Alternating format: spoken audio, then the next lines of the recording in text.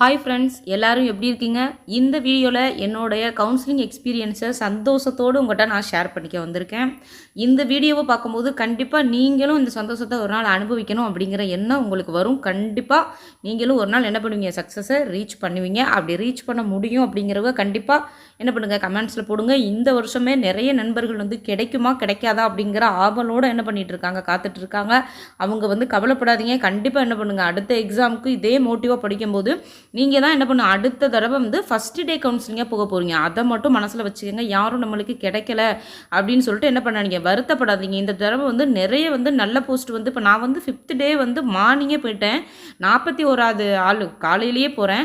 அப்படி இருந்துமே எனக்கு கிடைக்குமா கிடைக்காதா அப்படிங்கிற ஒரு பயம். நல்ல டிபார்ட்மெண்ட் எல்லாமே மோஸ்ட்லி எதிர்பார்த்தது எல்லாமே காலி ஆயிடுச்சு. ஏன்னா இந்த டைம் அதிகமாக பார்த்தீங்கன்னா ஃபாரஸ்ட் கார்டு ஆட் பண்ணிட்டு இருந்தாங்க. அதுக்கப்புறம் இந்த மில்க் இது சம்மந்தமாக அந்த கோஆப்ரேட்டிவ் அதெல்லாம் இருந்துச்சு. அதெல்லாம் ஏன் ஆட் பண்ணாங்க அப்படிங்கிற மாதிரி தெரியல அப்படின்னே சிலர் விசாரிச்சப்போ சொன்னாங்க.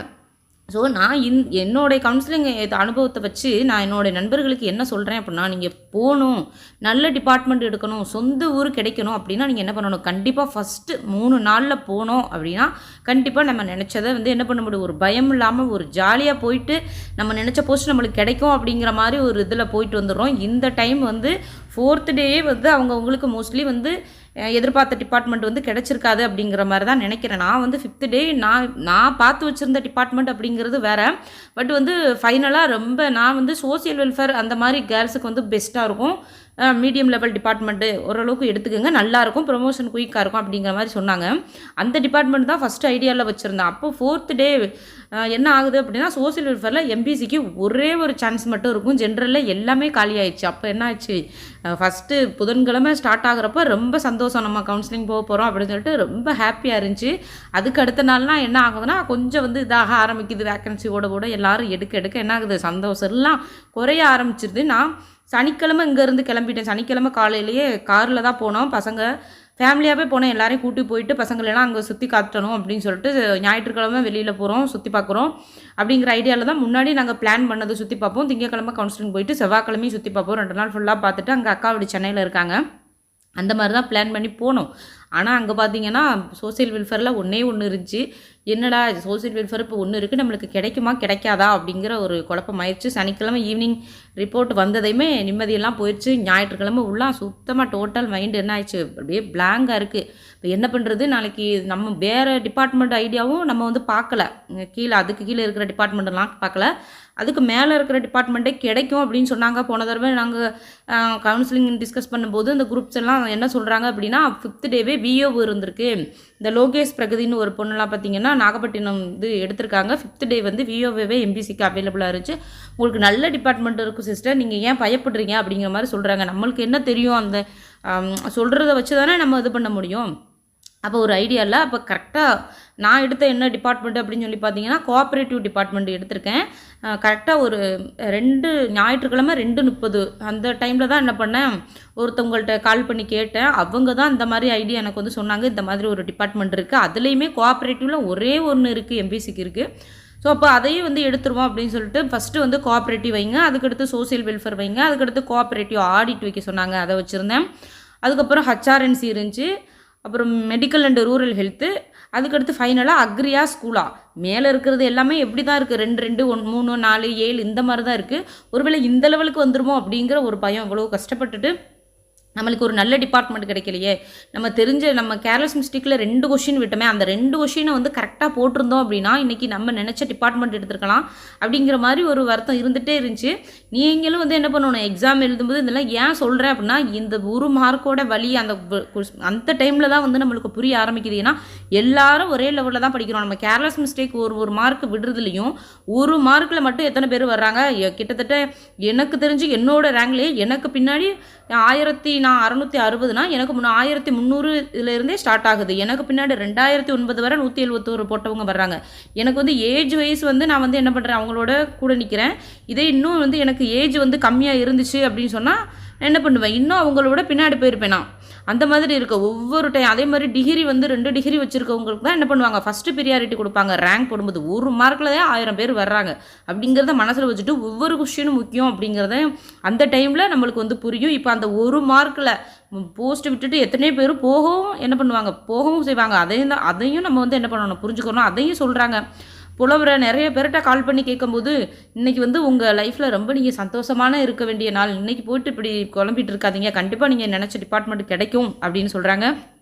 சரின்னு சொல்லிட்டு இனிமேல் புலம்பிட்டு இருந்தால் வேலை இல்லை அப்படின்னு சொல்லிட்டு அன்னைக்கு பொழுது ரொம்ப பயமாக இருந்துச்சு. காலையிலேயே எல்லோரும் தூங்கிட்டு இருக்காங்க. 4:30க்கெலாம் எந்திரிச்சிட்டு காலையிலேயே என்ன பண்ணுறேன், 6 மணிக்கெலாம் அங்கே வீட்டிலேருந்து கிளம்பணும், 8 மணிக்கு அங்கே வர சொல்லிட்டாங்க அப்படின்னு சொல்லிட்டு எல்லாரையும் படப்படுத்தி சீக்கிரமே வந்து கிளப்பி கூப்பிட்டு என்ன பண்ணிட்டேன், அங்கே 7:30 வந்தேன். சாப்பிட்டுட்டு 7:30 வந்துட்டு வந்ததையும் பாருங்கள் ரொம்ப சந்தோஷமாக இருந்துச்சு. வந்துட்டு பாருங்கள், அங்கேருந்து முன்னே நின்றுட்டு என்ன பண்ணேன், ஒரு வீடியோ எடுத்தேன். எல்லோரும் பாருங்கள் இவ்வளோ பேர் தான் அன்றைக்கி காலையில் போயிருந்தாங்க, எனக்கு முன்னே போயிருந்தது. போயிட்டு அவங்களெல்லாம் வீடியோ எடுத்தேன். அதுக்கடுத்து உள்ளே என்ன பண்ணேன், கவுன்சிலிங் ஹால்குள்ளேயும் போயிட்டு என்ன பண்ணேன், வீடியோ எடுத்தேன். அதையும் காட்டுறேன் பாருங்கள், இந்த இருக்குது சொல்கிறேன். அப்போது 8:15க்கு வந்து உள்ளே விடுவோம் அப்படிங்கிற மாதிரி சொல்கிறாங்க. கேட் வந்து லாக் பண்ணி தான் இருக்குது, கேட்டு அடைச்சிருந்தாங்க. விடுறேன்னு சொன்னாங்கன்னா உள்ளே போனதுக்கப்புறம் இந்த உட்காந்துருக்கா பாருங்கள், இந்த உட்காந்துருக்காங்களா, இந்த வர்றாங்களா, இவங்க வந்து இந்த பெஞ்சில் இருந்தவங்க. எங்களுக்கு வந்து அந்த பார்த்துட்ருக்காங்க பாருங்கள், இந்த பிங்க் கலர் சேரீ தான் எனக்கு பக்கத்தில் அவங்க வந்து நம்மளுக்கு முன்னாடி வந்து 3 பேர் இருக்காங்க. நம்மளுக்கு முன்னாடி 3 பேர் இருக்காங்க. எனக்கு பின்னாடி வந்து 2 தம்பி இருந்தாங்க. அவங்க வந்து என்னுடைய ஓன் டிஸ்ட்ரிக்ட்னு சொன்னாங்க, அவங்கள நான் பார்த்துருக்கேன் அப்படிங்கிற மாதிரி. அப்போ பேசிகிட்டு இருந்தோம். பக்கத்துலேயே வந்து ஃபேமிலி மெம்பர்ஸ் வந்து நிற்கிறதுக்கு இது கொடுத்துருந்தாங்க. அவங்க அங்கேருந்து எடுத்த வீடியோ தான் அது. வெளியில் இருந்தே பக்கத்தில் தான் இருந்தாங்க. அந்த ஃபோன் பேசிகிட்டு இருக்காரு ஒருத்தர், அவர் தான் வந்து பார்த்துட்டு இருக்காரு. சர்டிஃபிகேட் எல்லாம் வெரிஃபை பண்ணாங்க. வந்தவங்க வந்து என்ன கேட்குறாங்க அப்படின்னா, காலையிலேயே சாப்பிட்டீங்களா, ரொம்ப பயமாக இருந்திருக்கும், உங்களுக்கு மட்டும் இல்லை எல்லாருக்கும் பயமாக இருக்கும், அதெல்லாம் எந்த பயமும் பயப்படாதீங்க, சும்மா ஃப்ரீயாக இருங்க அப்படின்னு சொல்கிறாங்க. சொன்னோம். எங்களுக்கு ரொம்ப ஹாப்பியாக இருந்துச்சு. சரி, பயமாக இருந்துச்சு அதுக்கு முன்ன வர. எங்களுக்கு வந்து எல்லாருக்குமே வந்து சீக்கிரம் வந்துட்டாங்க. எங்களுக்கு கடைசியாக லேட்டாக வந்து ஓப்பன் பண்ணுறாங்க. டேப் வந்து என்ன ஆகலை, ஓப்பன் ஆகவே இல்லை. எல்லோரும் வந்து ஃபஸ்ட்டு அவங்களும் வந்து கேட்குறாங்க, ஃபஸ்ட்டு முடிச்சிட்டீங்களா உள்ளே அனுப்பிச்சி விடுங்க, அவங்கள அனுப்பிச்சி விடுங்க அப்படின்னு சொல்கிறாங்க. சார் டேப் ஒர்க் ஆகவே இல்லை அப்படிங்கிற மாதிரி சொல்கிறாங்க. போயிட்டு ஒய்ஃபை கனெக்ஷனை வந்து செக் பண்ணுறாங்க. அப்போவுமே என்ன ஆகலை, ஒர்க் ஆகலை. 2-3 டைம் அப்புறம் திரும்ப என்ன பண்ணாங்க, டேபை வந்து சரி பண்ணி கடைசியாக வந்து நாங்கள் வந்து ரொம்ப பயந்தோம், சார் கவுன்சிலிங் நடந்துருமா அப்படின்னு. அதெல்லாம் பயப்படாதீங்க, நீங்கள் உள்ளே போனால் மட்டும்தான் கவுன்சிலிங் ஸ்டார்ட் பண்ணுவாங்க அப்படின்னு சொல்கிறாங்க. எனக்கு உள்ளே போனதுக்கப்புறம் எனக்கு முன்னாடி 40 பேர், நான் 10 தான் போட்டிருந்தாங்க சேரு. நான் 41வது ஆளாக உட்காந்துருந்தேன். அங்கே வந்து ஸ்க்ரீனில் வந்து டிஸ்பிளே ஆகிட்டுருக்கு. அந்த ஸ்க்ரீனை பார்க்க போகிறோம் அப்படின்னா அதெல்லாம் டக்குன்னு போயிட்டுருக்கு. நம்ம கையில் வச்சு அந்த பேப்பரை வந்து பார்க்க போதே எந்த கேஸ்ட்டுக்கு நேரம் எது இருக்குது அப்படிங்கிறது தெரிய மாட்டேங்குது. அதில் ஒன்றுமே புரியலை. நம்ம நினச்சிட்டு போன டிபார்ட்மெண்ட்டும் என்ன பண்ணுறாங்க, டக்குன்னு சொல்ல ஆரம்பிக்கிறாங்க. கோஆப்ரேட்டிவ்மே சொல்கிறாங்க. ஏன்னா நம்ம வந்து எம்பிசிக்கு ஒன்று இருந்துச்சு, அதை ரிமைனிங் இருக்குல்ல, ஒவ்வொருத்தருக்கும் பிரிச்சுருக்கு இல்லையா, அப்போ சொல்ல போச்சு முடிஞ்சு அப்படிங்கிற மாதிரி தான் நம்மளுக்கு வந்து தோணுது. ரொம்ப பயமாக தான் இருந்துச்சு. உள்ளே போயிட்டு அந்த டிபார்ட்மெண்ட் இருக்கா அப்படின்னு சொல்லிட்டு அவங்க இருக்குது அப்படின்னு சொல்கிறாங்க. சொன்னதுக்கப்புறம் பார்த்தீங்கன்னா ரொம்ப சந்தோஷமாக இருந்துச்சு. அப்போ சரி நினச்சி போன ஓரளவுக்கு நல்ல டிபார்ட்மெண்ட்டே கிடச்சிச்சு. அந்த டிபார்ட்மெண்ட்டில் வந்து ப்ரொமோஷன் வந்து நல்லாயிருக்கும் அப்படிங்கிற மாதிரி சொன்னாங்க மற்றதை கம்பேர் பண்ணும்போது. அப்புறம் அந்த டிபார்ட்மெண்ட்டில் நாங்கள் வந்து கூப்பிட்டு பேசினோம். அவங்களே வந்து எங்களுக்கு சப்போர்ட் பண்ணாங்க ஓரளவுக்கு. ஸோ அப்போ வந்து ஃபைனலாக அந்த டிபார்ட்மெண்ட்டே ஃபிக்ஸ் பண்ணியாச்சு. வெளியே வந்துட்டு அப்போ தான் ரொம்ப சந்தோஷமாக இருந்துச்சு. நான் நினச்ச டிபார்ட்மெண்ட்டை எடுத்துட்டேன் அப்படின்னு சொல்லிட்டு அப்புறம் வெளியே ஃபோட்டோஸ் எல்லாம் எடுக்கிறோம். அப்புறம் சாரல் டால்ஸ் யூடியூப் சேனல் என்ன பண்ணாங்க, பேட்டி கொடுக்க சொல்லி கேட்டாங்க. அவங்க எக்ஸ்பீரியன்ஸை வந்து ஷேர் பண்ணுங்கள் அப்படிங்கிற மாதிரி அவங்ககிட்ட கொஞ்சம் நேரம் பேசிவிட்டு அப்போ தான் வந்து ரொம்ப என்ன ஆகுது, சந்தோஷம் அப்போ தான் வருது. அதுக்கு முன்னே வர அந்த நிமிடங்கள்லாம் எப்படி சொல்கிறது, என்னடா படித்ததை விட இன்றைக்கி நம்ம ரொம்ப இதாக இருக்கே, மயங்கிடுவோமா அப்படிங்கிற ஒரு சூழலில் தான் இருந்துச்சு. ரொம்ப இதாக இருந்துச்சு. எப்படி குரூப் 4 எக்ஸாம் ஹாலுக்கு போயிட்டு எப்படி ஒரு இது இருந்துச்சோ, நைட்டெல்லாம் தூக்கம் வர மாட்டேங்குது, அப்படி தான் இருந்துச்சு. அதுக்கப்புறம் தான் பசங்களே அன்னைக்கு ஃபுல்லாகவே வந்து அப்புறம் ஹெட் ஆஃபீஸ் போயிட்டு லெட்டர் கொடுக்க போனோம். லெட்டர் கொடுத்துட்டு அன்னைக்கு ஃபுல்லாகவே அதில் போச்சு. இங்கேருந்து பிளான் பண்ணி போடுறது நம்ம என்ஜாய் பண்ணணும். முதல் நாள் ஞாயிற்றுக்கிழமையுமே பசங்களை கூட்டி போயிட்டு வெளியே போகணும். ஆனால் ஒரே இடத்துல இருந்தாலே ரொம்ப டென்ஷனாக இருக்கும். அந்த கவுன்சிலிங் லிஸ்ட்டு போட குரூப்பில் வந்து ஷேர் பண்ணிகிட்டே இருப்பாங்க. அதை பார்த்தே ரொம்ப இதாகிடுச்சு, நம்ம எதிர்பார்த்ததெல்லாம் போயிட்டுருக்கு அப்படிங்கிற மாதிரி. சரி வெளியிலே போவோம் அப்படின்னு சொல்லிட்டு மெரினா பீச் போனோம். அங்கே போயிட்டு என்னால் இருக்க முடியலை, நிற்க முடியலை, என்னால் முடியலை, என்ஜாய் பண்ணுற மைண்ட் செட்டில் இல்லை. அதோட வேகமாகவே கிளப்பி என்ன பண்ணியாச்சு, பசங்களை எல்லாம் கூட்டிகிட்டு வந்துட்டு அடுத்த நாள் போவோம் அப்படின்னு சொல்லிட்டு போகையில் பார்த்துப்போம் அப்படின்னு சொல்லிட்டு அதுக்கப்புறம் தான் ஓரளவுக்கு வரையில் பசங்களெல்லாம் அப்படியே சுற்றி காட்டிட்டு ஊருக்கு வந்துட்டு இப்போ கொஞ்சம் ரிலாக்ஸ்ட் ஆகிட்டு இந்த வீடியோ பதிவு உங்களுக்கு கொடுக்குறேன். கண்டிப்பாக நீங்களும் என்ன பண்ணணும், இந்த கவுன்சிலிங் இதை ஒரு நாள் வந்து நீங்களும் என்ஜாய் பண்ணி அனுபவிக்கணும். அதற்கான நாள் என்ன பண்ணணும், கூடிய சீக்கிரம் வரும். ஸோ என்ன பண்ணுங்கள், நீங்களும் கண்டிப்பாக நல்லா படிங்க. என்ன இது நான் வந்து இதிலேருந்து என்ன சொல்ல வர்றேன் அப்படின்னா, ஒவ்வொரு மார்க்கும் நம்மளுக்கு ரொம்ப முக்கியங்க. ஃபஸ்ட்டு, செகண்டு, தேர்டு அந்த 3 நாளுக்குள்ளே கவுன்சிலிங் போகிற மாதிரி படிங்க, நல்லா படிங்க.